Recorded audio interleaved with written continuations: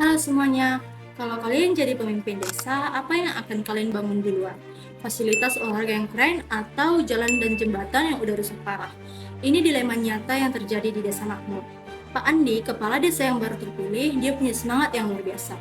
Dia pengen desanya dikenal, makanya dia putusin buat fokus bangun stadion mini lengkap dengan lampu sorot pakai uang desa. Tapi masalahnya, keputusan ini diambil sendirian.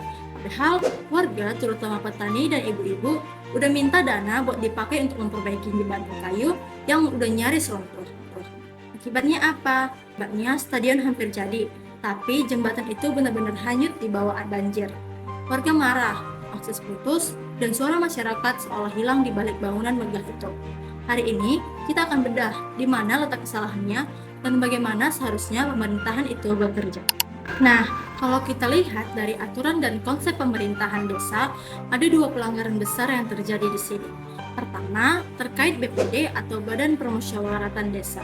Banyak orang yang salah paham mengira kalau BPD itu cuma stempel atau penonton. Padahal fungsi utamanya itu sangat krusial. BPD itu adalah perpanjangan tangan warga yang bertugas untuk mengawasi, mengkritik, dan memastikan kalau uang desa itu dipakai sesuai kebutuhan. Di kasus ini, Pak Andi nutup rapat informasi. Dia nggak mau kasih laporan, bahkan bilang nggak perlu banyak aturan. Ini tuh keliru besar. Tanpa pengawasan BPD, kekuasaan kepala desa jadi tidak terkontrol. Pemerintahan desa yang sehat itu harus ada keseimbangan. Ada yang memimpin, ada juga yang mengawasi. Kalau pengawasan itu dimatikan, potensi kesalahan dan kerugian warga pasti bakal terjadi. Kedua itu, soal makna partisipasi warga. Musyawarah desa bukan sekedar acara kumpul-kumpul atau formalitas. Intinya adalah mendengar dan menyepakati bersama. Di rapat itu, usulan perbaikan jembatan sudah disampaikan. Itu kebutuhan mendasar, menyangkut keselamatan anak sekolah dan akses ekonomi petani. Tapi Pak Andi motong pembicaraan dan memaksakan kehendaknya sendiri. Ini tuh melanggar prinsip dasar dana desa. Dana desa itu adalah uang publik, milik seluruh warga.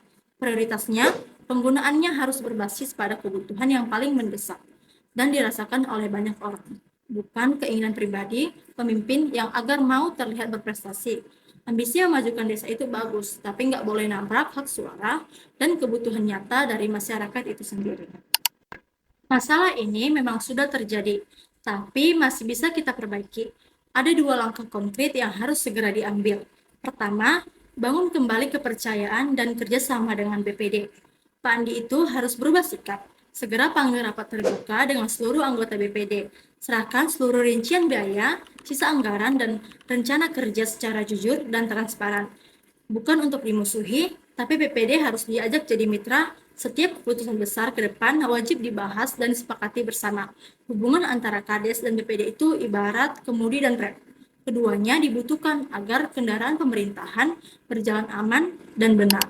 Kedua, selesaikan masalah jembatan dengan prioritas utama. Pemerintah desa harus segera kumpulkan warga lewat musyawarah darurat. Dari sisa uang desa yang ada, alokasikanlah porsi terbesar untuk perbaikan atau pembangunan jembatan baru. Ini urusan nyawa dan kelangsungan hidup ekonomi warga. Kalau dana kurang, bisa cari bantuan ke pemerintah atas atau gerakan gotong royong warga.